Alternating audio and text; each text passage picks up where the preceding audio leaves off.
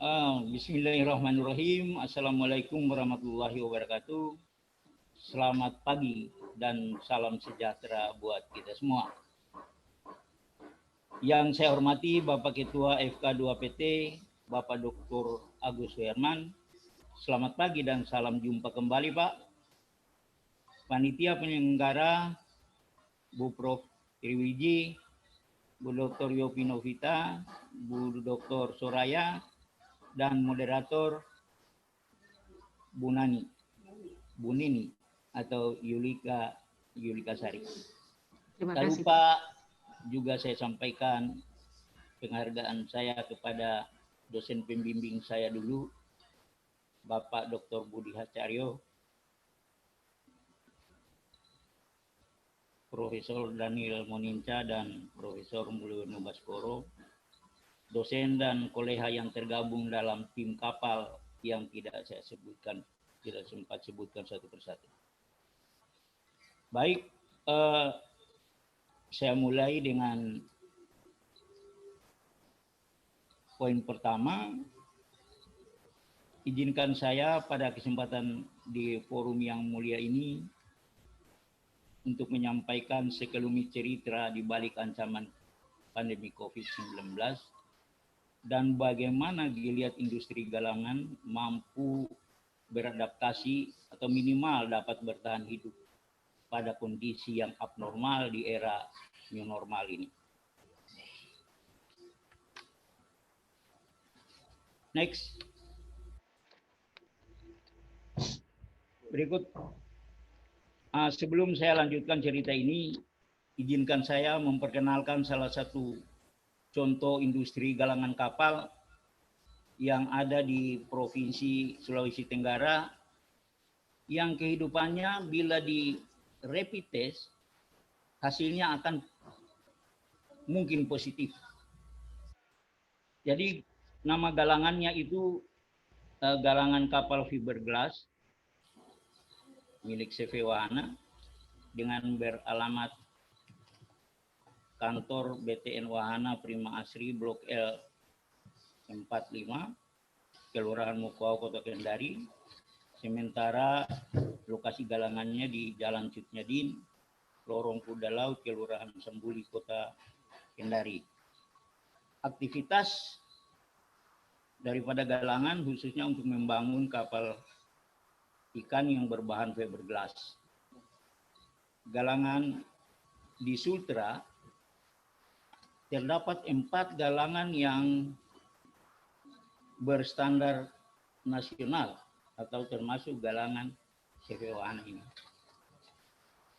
Next. Aktivitas sebelum pandemi. Itu sebelum pandemi, aktivitas pembangunan kapal dapat dibilang lancar, terutama kapal-kapal bantuan pemerintah, mulai dari yang di bawah 3 GT sampai dengan 5 GT. Sementara permintaan dari nelayan juga ada walaupun dalam jumlah yang terbatas. Seperti yang terlihat pada slide ini yang paling kecil, ini ada 24 unit pada saat itu. Ada yang menggunakan mesin inboard dan juga yang outboard. Hingga penyerahannya seperti yang dihadiri oleh Pemda atau DKP Provinsi Sulawesi Tenggara. Next. Kemudian pembangunan kapal MM5GT bantuan Kementerian Kelautan dan Perikanan tahun 2017 itu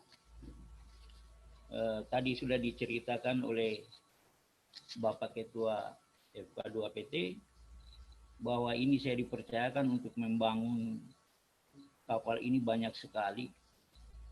Cuman karena keterbatasan beberapa faktor produksi, terutama menyangkut dana kemudian kualitas sumber daya manusia yang bisa mengerjakan kapal ini. Yang selama itu kita masih pakai mulai dari Batam, Banyuwangi, kemudian dari Sulawesi Tenggara. Dan pada saat yang bersamaan itu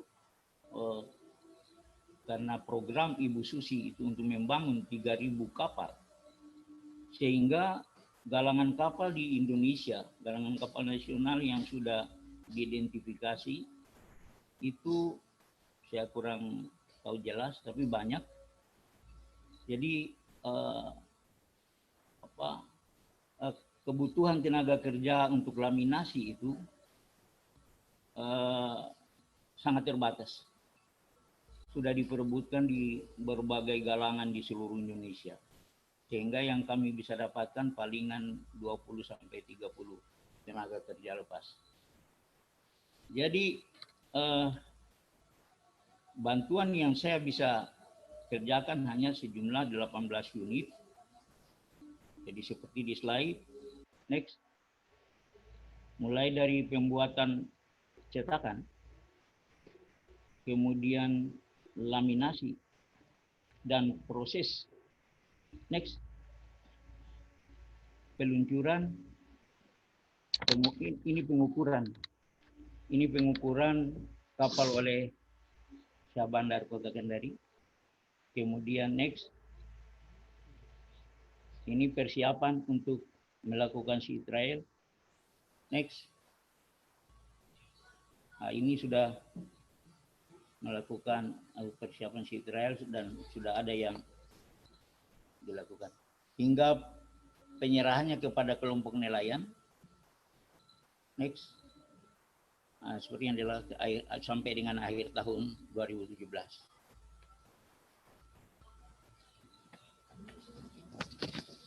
Next. Saya persingkat saja mengingat waktu.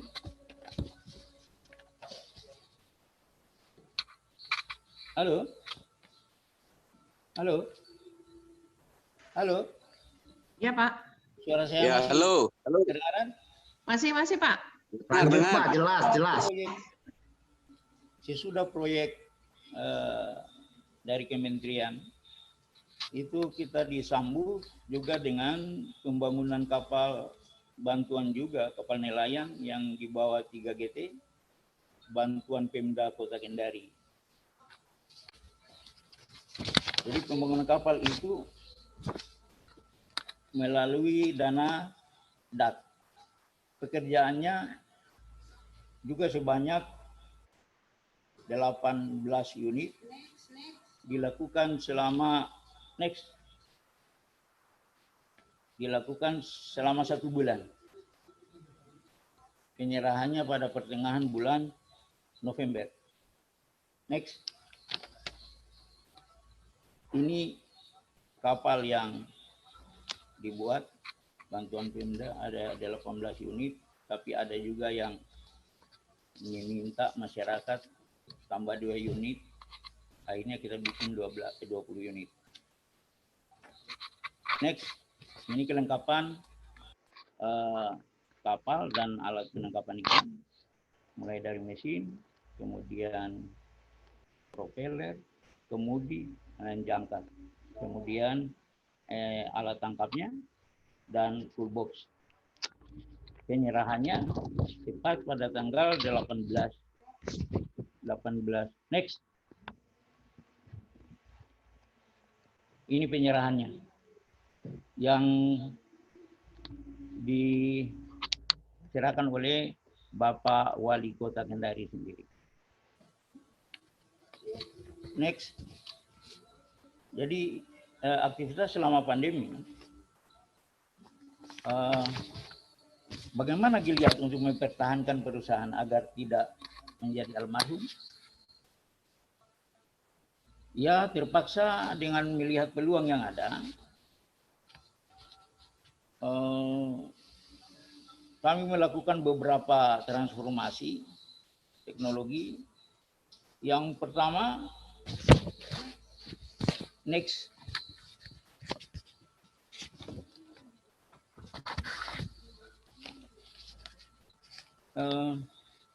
selama pandemi dulu, awal tahun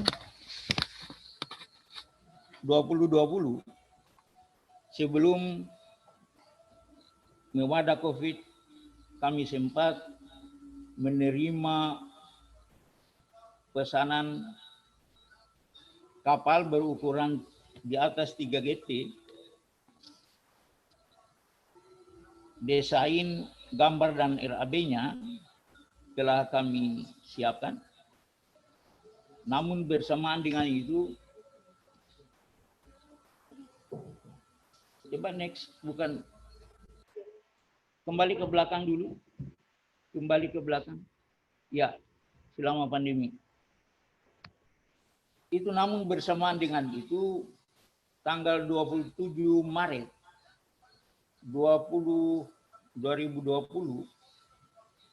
itu keluarlah surat cinta dari Kementerian Keuangan Sri Mulyani tentang penghentian proses pengadaan barang dan jasa, barang atau jasa yang menggunakan dana alokasi khusus, baik yang sedang berlangsung maupun belum dimulai prosesnya, untuk dapat dihentikan pelaksanaannya. Otomatis aktivitas di galangan nyaris terhenti, terutama untuk pekerjaan pembangunan kapal yang menggunakan dana DAK tadi. Kemudian juga menurun tajam hingga ke angka 0%. Ini benar-benar industri galangan sesak napas, bagaikan kena corona. Dan innalillahi wa inna ilaihi rajiun. Maaf Pak, waktunya tinggal 3 menit lagi. Maka bagaimana Gilead untuk mempertahankan perusahaan agar tidak menjadi almarhum? Terpaksa kita melakukan beberapa transformasi teknologi.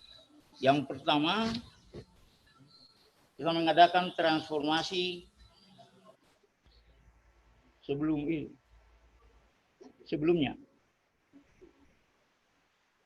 Transformasi ke bidang teknologi pengolahan hasil perikanan melalui usaha pembuatan tepung ikan, tepung udang, dan tepung rajungan untuk mendukung industri pakan ikan dan pakan unggas. Itu bagi ibu-ibu pesisir di sekitar galangan di Kota Kendari. Produk industri terbesar di Sulawesi Tenggara, industri tersebut di Sulawesi Tenggara cukup diminati karena banyak peternak unggas dan pembudidaya ikan air tawar. Ini pelatihan-pelatihan sebelum kita extend, kita adakan pelatihan-pelatihan dengan kerjasama dengan Fakultas Perikanan, kemudian dengan Enslik dan beberapa instansi terkait lainnya. Nah, di sini next. Di sini adalah pengolahan tepung ikan. Jadi mulai dari pencucian, pengukusan, dan seterusnya sampai menghasilkan tepung ikan. Seperti itu kita lakukan di galangan. Kemudian pengolahan tepung udang juga seperti itu.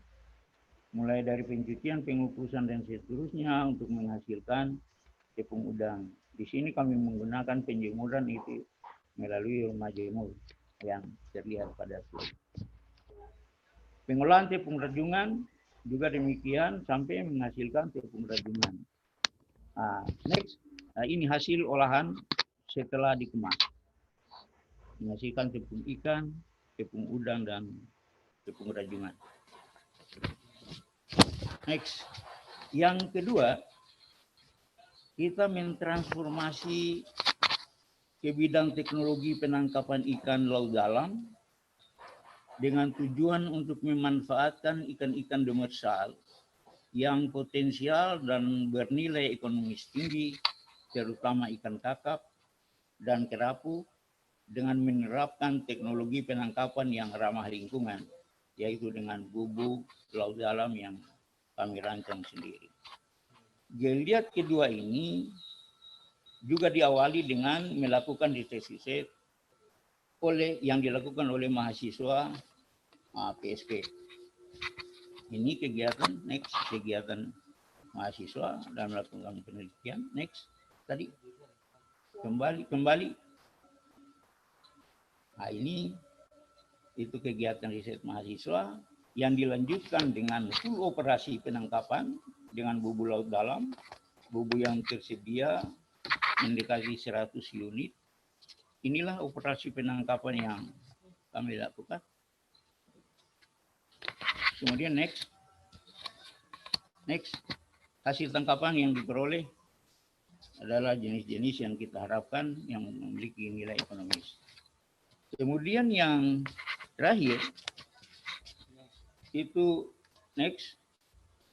kita melakukan riset tentang penggunaan atraktor cumi-cumi dengan sistem long line yang hasilnya dapat digunakan untuk pengembangan berbagai bidang, termasuk salah satunya adalah untuk kelestarian pemanfaatan sumber daya cumi-cumi